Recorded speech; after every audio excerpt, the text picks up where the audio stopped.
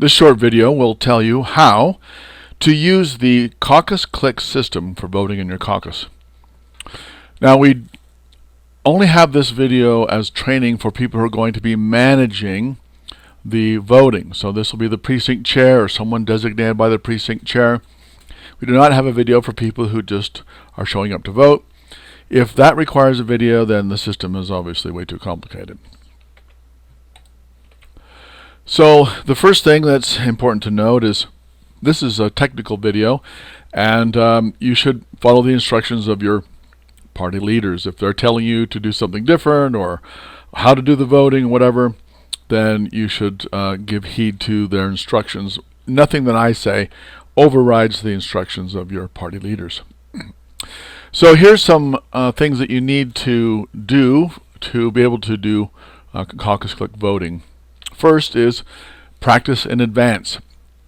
Now, we just saw the Iowa Democrats collapse miserably with their voting app, and we learned from the news reports that many people were having trouble downloading the app and didn't know how to use it. Well, obviously, if you're downloading the app on the day that you're supposed to use it, you don't know how to use it, you haven't been trained. So let's not do it that way.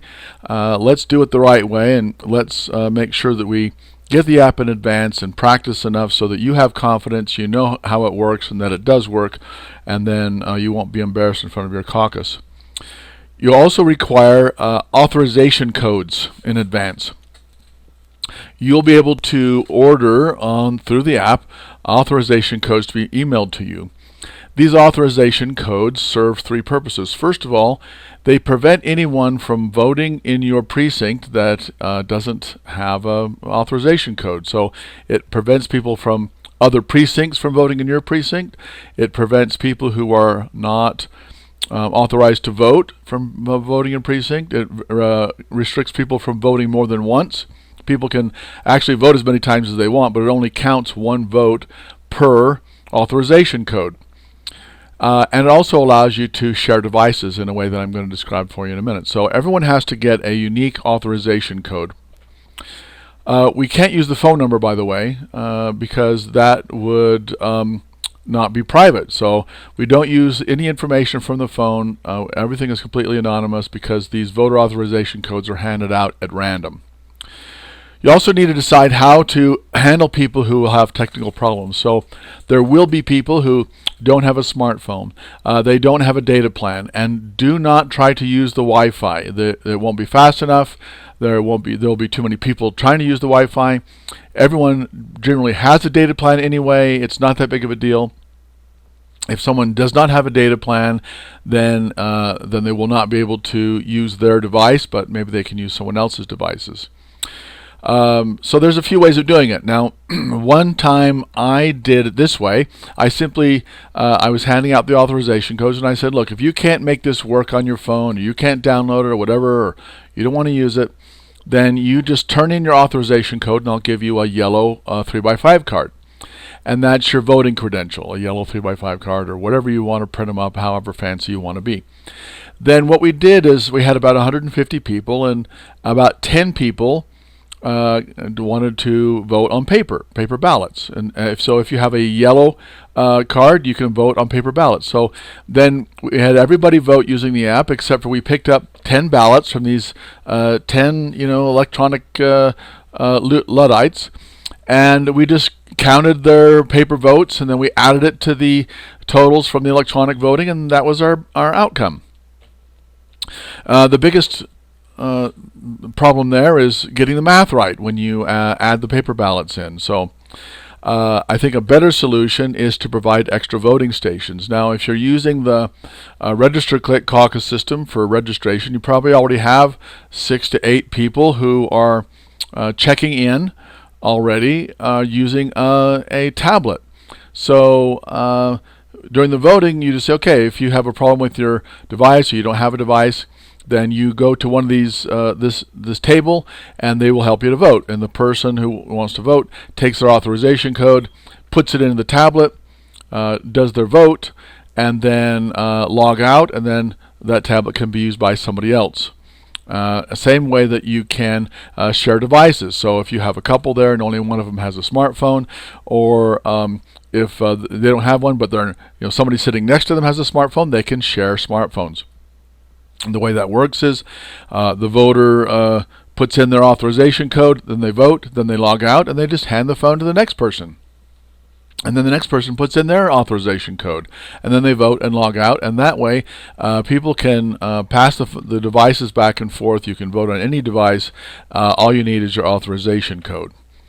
And it's important to publicize the app for voting and pre-registration. So I'm a precinct chair, and what I do is about 2 weeks before the caucus, I put a flyer on every door in the precinct that says, download this app. We're going to use it for voting. We're going to get out of here in less than 2 hours. And also, please pre-register using this app.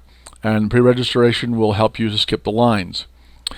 And then make arrangements so that when people arrive at the precinct, they'll be given a authorization code at check-in. Everybody has to get their own unique authorization code. So let me tell you how to get those. Let me tell you how to get the app first. So you're just going to go to either the Google Play Store or the iTunes Store, do a search for BallotClick and download it. And this is what it looks like. There's the icon, and once you get it, this will be the first screen that you come to. Now the section at the top is for pre-registration, and I've kind of explained this is how people can go on to the app and pre-register in advance, so they don't have to stand in line at the caucus. There's more information about that in the BallotClick caucus video. But you're going to tap on vote, and here's the first thing that everyone is going to see is enter your authorization code. When you tap on that, now this is how you get your codes. There's a button here at the bottom that says how to get a code, and it'll give you some instructions to follow. And when you do that, you will put in your email address, and the system will email you a package of codes.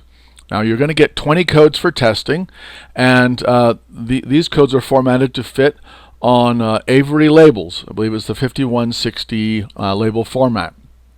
What I like to do is print on the labels and then peel them off and stick them on a 3x5 card. It's a little bit easier to manage that way. But if you don't have a stack of label stock in your house, then just use a paper cutter or a pair of scissors and cut these slips up into individual slips of paper. And then you can just hand those out to people as they arrive. Now, 4 days before the caucus, you'll use this exact same process to get the real codes. And that is not more than 4 days. So 4 days or less, you'll get 250 codes, and that'll be the live codes for your precinct meeting. And if you need more than 250, then you need to contact support@sarahnimbus.com. Don't try to get two sets of 250 codes, because you'll have two different meetings. So people who have one set of codes won't be able to vote in the same meeting as the other set of codes. And just remember Iowa, practice and test in advance.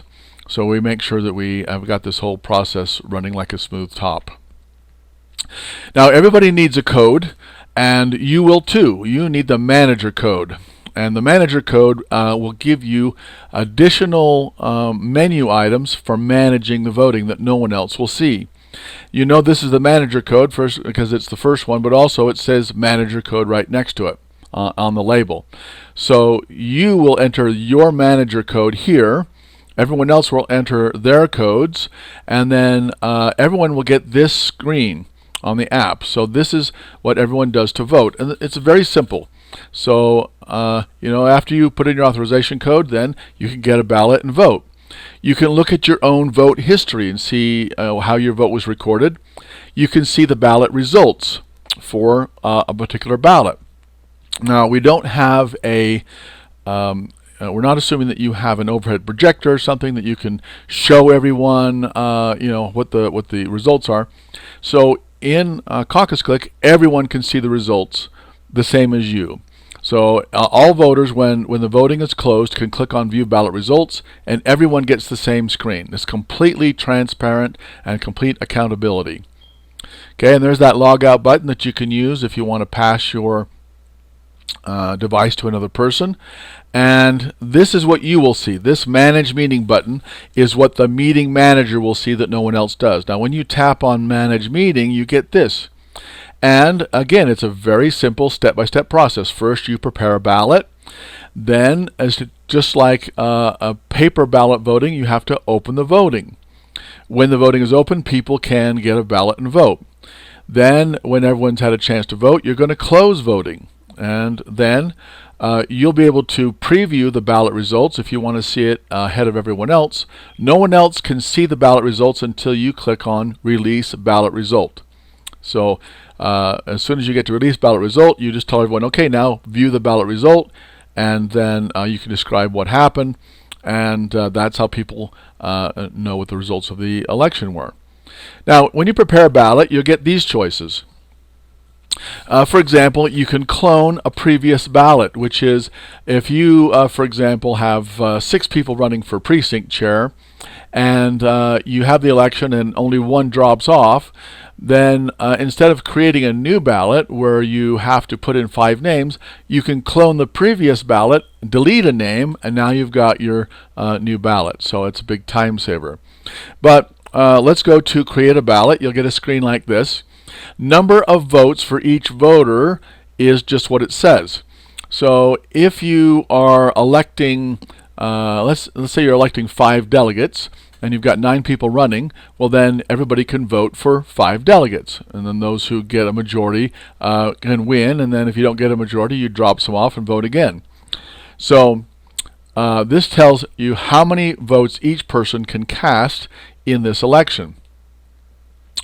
Then there's also some other options there which are obvious, but you're going to fill in the name of the vote description, like the precinct chair, and then to get the selections, you just tap in that lower section. You'll get a keyboard, and then you type in the names, followed by a carriage return, name, carriage return, until you have all the choices that people are going to have.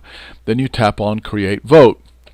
Then you'll go back to your manager screen, and you have to open the voting.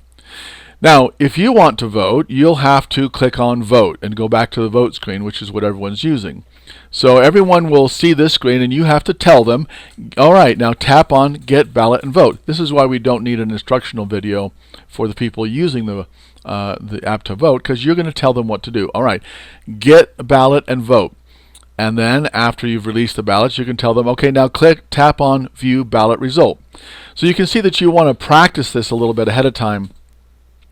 Get a couple phones together so you can see what happens on the voter screen as opposed to your screen. Get your family, get your precinct officers together, get the people who are going to help you with a check-in, or people who are going to assist others in voting, and so they can see what it's going to be like. So once the person taps on Get Ballot and Vote, then they're going to see this ballot. And it tells you how many to vote for. Select 1 out of 5 choices. It could say select 3 or select 2 or whatever. So they just tap on the row there. It marks it. And then when they tap on Record Vote, it gives them a message. Okay, this is the election we're voting in. You recorded a vote for Martha. It'll tell them exactly what they voted for. It's a double check. And then if they want to change their vote, they can. Or if they hit OK, then it keeps that vote. As I said before, you can vote as many times as you want, but it only keeps the last vote cast for each authorization code. Now, you just follow these steps through. So after everyone's done voting, give people a couple minutes and say, okay, has everyone had a chance to vote? All right, 1 minute left. Okay, then close voting. Now, you can view the ballot results privately yourself in advance. If you wish, you're the chair. You can see it before everyone else does. That's in Robert's Rules. However, you can go right to Release the Ballot Results, and then everyone can see it at the same time. And then after you've released the ballot results, you can just start again with Prepare a Ballot for the next vote. This is how the vote results will look. There's each person who got votes. It'll give you the number of votes and their percentage, so that you can easily see right away those people who have a majority, even if it's more than one person. All right, so remember this. You need to get your 20 codes and do some vote testing with your precinct officers, your family, or your favorite voting buddies, or other precinct chairs that are training, whatever you want to do. And then within 4 days of the caucus, make sure to request your 250 live codes, live authorization codes for the caucus meeting. If you have any questions, you can contact support@saranimbus.com. We created this voting app so that we can make the caucus experience faster and get people out of there so they can have a good, pleasant experience and preserve the caucus system. So I'm hoping that with this voting app we can have much faster caucus meetings, and it makes it more rewarding for people to attend, and will strengthen the caucus system and make people want to participate in the future.